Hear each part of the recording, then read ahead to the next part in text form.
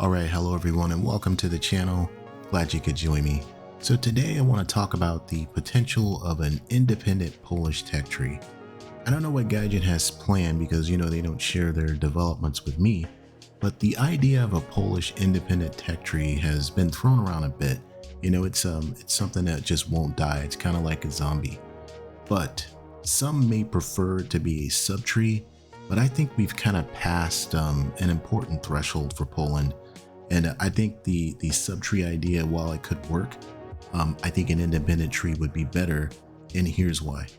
So that threshold I was talking about, what do I mean by that? So in my opinion, the ground forces, if we were to implement this tree, they can stand by themselves in all categories, meaning combined arms employment can be accomplished with no gaps at all in capability.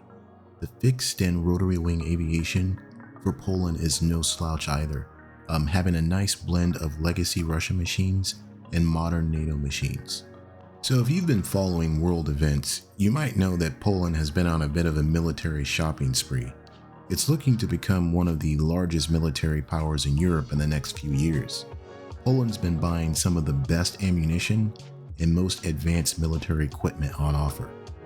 Of course, some of those purchases are not final and they're still in various stages of negotiation, but I don't think that really matters a whole lot, and it probably wouldn't stop Gaijin from extrapolating what the tree could look like in the game. So if Sweden can get the Havoc and an Apache, I think Gaijin has wiggle room to make this work. Within the context of current events, I think this tree has the potential to be one of the top trees in the game, with some very exciting and exotic capabilities. Okay, so before we jump in, I just want to reiterate that this is a top-level, surface-level look at what Poland already has in their equipment inventory, modern stuff that they already have and what they're buying right now. This isn't meant to be a comprehensive look at rank 1 all the way up to rank 8. I'm not looking at a lot of the low and mid-tier stuff. There's already been a lot of work done on that you can find in the forums, and some really good proposals out there of what the tree would look like if you want to go from all the way from low tier all the way up to high tier.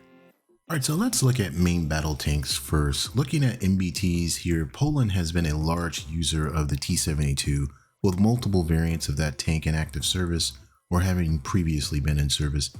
And I'll put the list up here. You can see that's a lot of T-72 tanks. However, it doesn't stop there.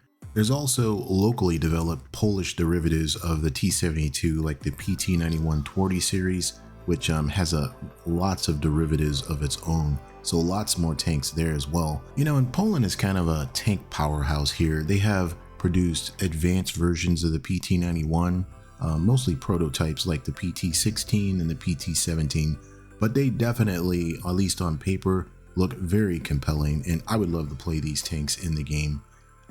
So Poland, really good if you're a fan of the T-72 chassis, but even more compelling for potential players is that Poland has been transitioning to NATO equipment for some time and have absolutely gorged themselves with some of the best MBTs money can buy.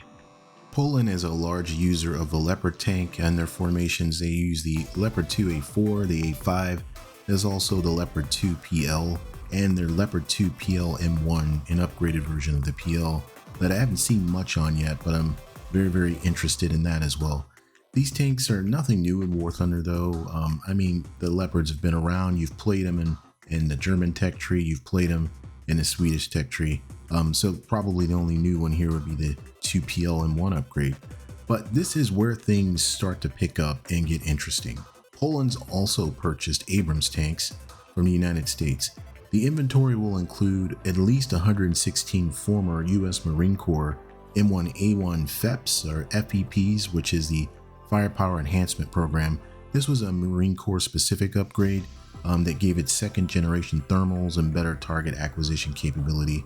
The M1A1 FEPs will be delivered sometime between 2023 and 2024, but that isn't all from Uncle Sam. Poland has also purchased a couple hundred M1A2 SEP B2s and B3s, so a very strong armored fist for Poland so far. But Poland's not stopping there. They need more. So as good as the Abrams and Leopard tanks are, they will be joined by even more cutting edge MBTs. So I'm talking about the South Korean K2 Black Panther tank. Poland has purchased about 1,000 of these. 182 of the K2s will be supplied by South Korea, and the remaining 820 will be locally produced K2 PLs. This tank is largely an unknown quantity, but the capabilities, at least on paper, put it on par with some of the best MBTs in the world, and I really have no reason to doubt South Korean military tech. Alright, so let's talk about light vehicles. Poland has some very interesting options here that would be pretty powerful in the game. The Tumok 5, for example, is a Spike LR ATGM carrier.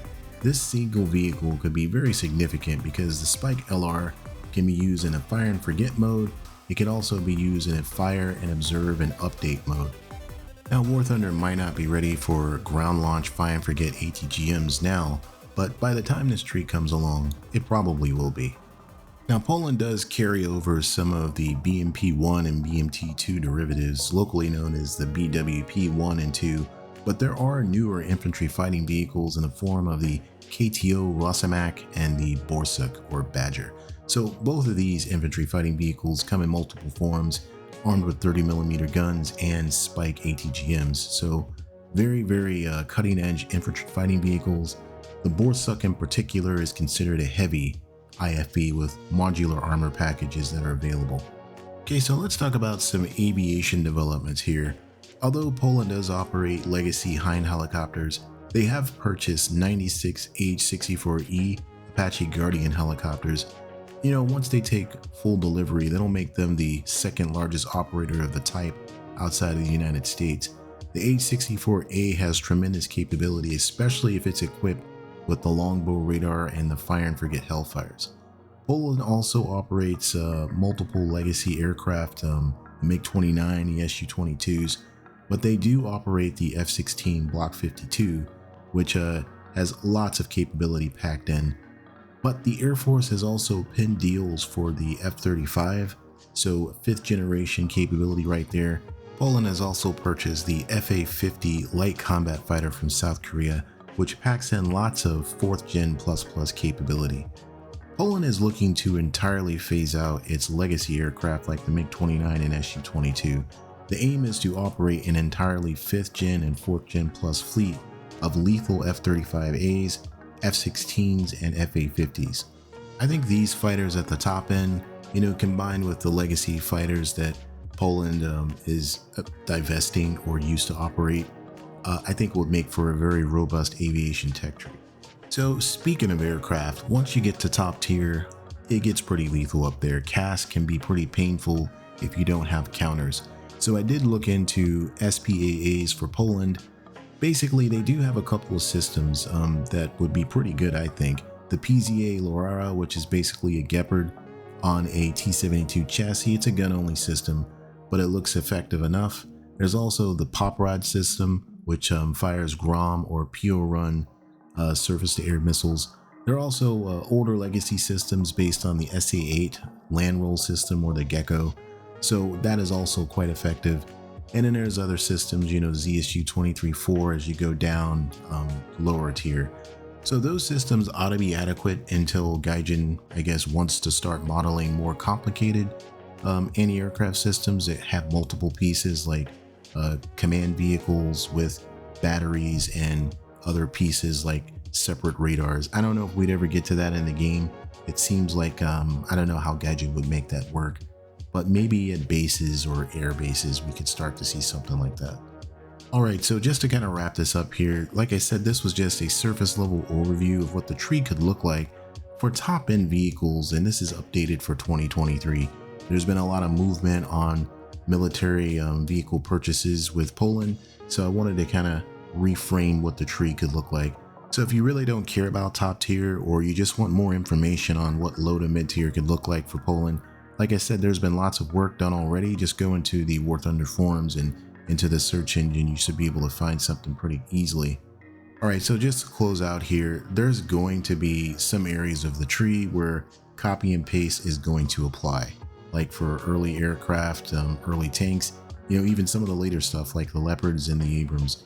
But I'm kind of over that really, because with any new independent tree or even subtrees these days, we're going to be in for some copy paste because that's just how it is. I mean, all of the larger nations are the ones making the vehicles, and other countries are buying them or creating locally, local versions, licensed versions of those vehicles. So in the future, I think for War Thunder at least, I mean, if you don't want new trees, I guess we could just go with sub trees. But if you want new trees, you're going to have to embrace the copy paste or an abbreviated tree. Gaijin maybe doesn't need to make it all the way from rank 1 and up. But those are my thoughts on that. Let me know what you guys think in the comments. I don't think if a tree is going to have some copy paste elements to it, I don't think that's a reason not to do it. But again, let me know what you guys think. Thanks for checking out the video, and I'll see you in the future. Peace.